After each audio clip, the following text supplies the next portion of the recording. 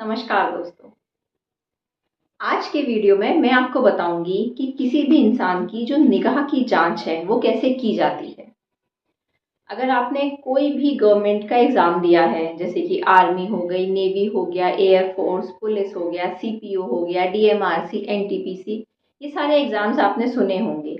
तो इन सारे एग्ज़ाम्स के बाद में हर एक इंसान का एक मेडिकल चेकअप होता है और उस मेडिकल चेकअप में एक बहुत इम्पॉर्टेंट पार्ट होता है इंसान की निगाह की जांच का। बहुत सारे लोग अगर वो रिक्वायर्ड एलिजिबिलिटी क्राइटेरिया में फिट नहीं होते हैं तो उनको उस एग्ज़ाम से डिस्क्वालीफाई कर दिया जाता है। कई सारे जो एग्ज़ाम्स होते हैं या जो मेडिकल में जो जगह होती हैं उनमें रिक्वायरमेंट होती है 6x6 विजन की। कहीं कहीं पर 6x9 होता है और कहीं कहीं पर 6x12 भी चलता है। और कुछ जगहों पर आपने पढ़ा होगा कि जो विजुअल रिक्वायरमेंट है वो 20x20 होती है।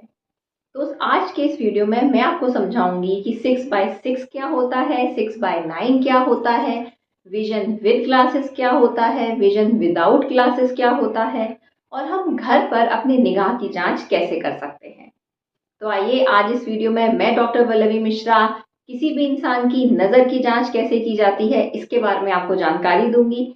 पूरी जानकारी के लिए मेरे इस वीडियो को एंड तक ज़रूर देखिएगा और अगर मेरा ये चैनल आपको पसंद आए तो प्लीज़ मेरे चैनल को सब्सक्राइब करिएगा और इस वीडियो को बाकी लोगों के साथ में शेयर करिएगा। तो सबसे पहले तो बात करते हैं कि निगाह की जांच की कैसे जाती है। देखिए, जो आमतौर पर आपने देखा होगा या जो अधिकतर अस्पतालों में या फिर जो आई सेंटर्स में उपलब्ध होता है वो इस तरह का एक स्नेलिंस चार्ट होता है। अब जैसे कि आप इस चार्ट में देख सकते हैं, ऊपर से नीचे तक कुछ अल्फ़ाबेट्स लिखे होते हैं। कहीं पर आपको अल्फ़ाबेट्स मिलेंगे, कहीं पर नंबर्स मिलेंगे, कहीं पर आपको इस तरीके का सी सिंबल मिलेंगे, कहीं पर आपको ई सिंबल मिलेंगे और बहुत सारी जगहों पर या जहाँ पर डिजिटल स्क्रीन्स का इस्तेमाल होता है वहाँ पर जो लोकल लैंग्वेज होती है, जैसे बंगाली हो गई, पंजाबी हो गई या तमिल तेलुगु हो गई, तो उसके भी जो अल्फ़ाबेट्स होते हैं वो आपको इस तरीके के चार्ट्स में मिल सकते हैं। अब इस चार्ट के माध्यम से जांच की कैसे जाती है।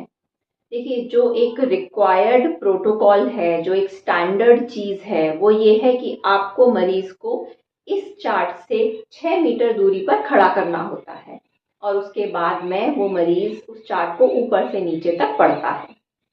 लेकिन अगर आपके पास 6 मीटर की दूरी नहीं है या फिर जहाँ पर भी आप चेक करवाने गए हैं वहाँ पर वो जो कमरा है वो छोटा है, तो जो डॉक्टर्स हैं या जो ऑप्टोमेट्रिस्ट हैं वो ये करते हैं कि चार्ट जो है वो मरीज के पीछे लगा दिया जाता है और सामने एक शीशा होता है और मरीज को उस शीशे से 3 मीटर दूरी पर बिठाया जाता है। इस 3 मीटर दूरी पर बिठाने से जो एक्चुअल दूरी होती है वो शीशे की मदद से 6 मीटर की हो जाती है और फिर उसके बाद शीशे में देखकर मरीज को जो भी उसमें अल्फ़ाबेट्स है या जो भी चार्ट है उसमें जो भी अल्फ़ाबेट्स लिखे हैं वो पढ़ना होता है।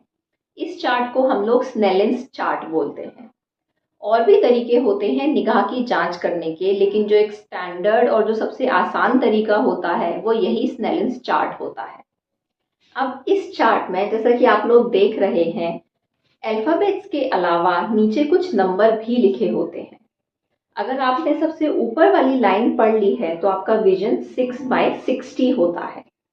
अगर आपने उसके नीचे वाली लाइन पढ़ ली है तो आपका विजन 6x36 होता है और अगर आपने सबसे नीचे वाली लाइन पढ़ ली है तो इसका मतलब आपका विजन 6x6 है और जो 6x6 विजन है वो बेस्ट पॉसिबल विजन माना जाता है।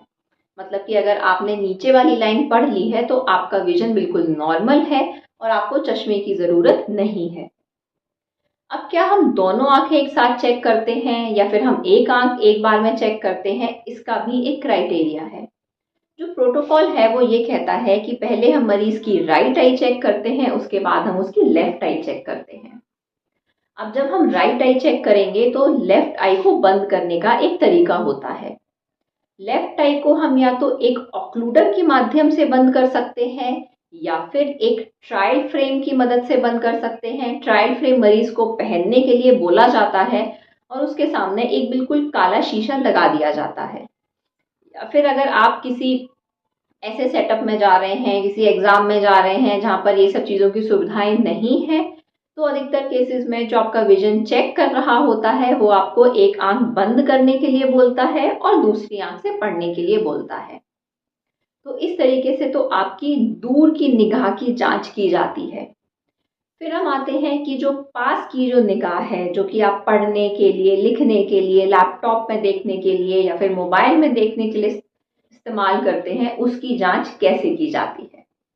पास की निगाह को चेक करने के लिए या तो आपको एक बुकलेट दी जाती है, जिस बुकलेट में खूब सारे पन्ने होते हैं, अलग अलग भाषाओं में बड़े से लेकर छोटे शब्द लिखे होते हैं और आपको वो शब्द पढ़ने होते हैं। अगर आप सबसे ऊपर वाला जो शब्द लिखे हैं वो पढ़ लेते हैं तो आपका विजन N36 होता है। N का मतलब होता है नियर। और अगर आप सबसे छोटा वाला पढ़ लेते हैं तो आपका विजन N6 होता है और N6 एक नॉर्मल विजन होता है। मतलब कि अगर आपका विजन N6 है तो आपको चश्मे की जरूरत नहीं है पास का देखने के लिए। बुकलेट के अलावा आजकल कहीं कहीं पर इल्यूमिनेटेड चार्ट भी चले हैं, जिसमें कि एक गोला सा होता है या एक स्क्वायर होता है और उसके अंदर एक बल्ब जल रहा होता है और फिर जब वो बल्ब जलता है तब आपको जो उसमें जो भी कुछ लिखा होता है वो पढ़ने के लिए बोला जाता है।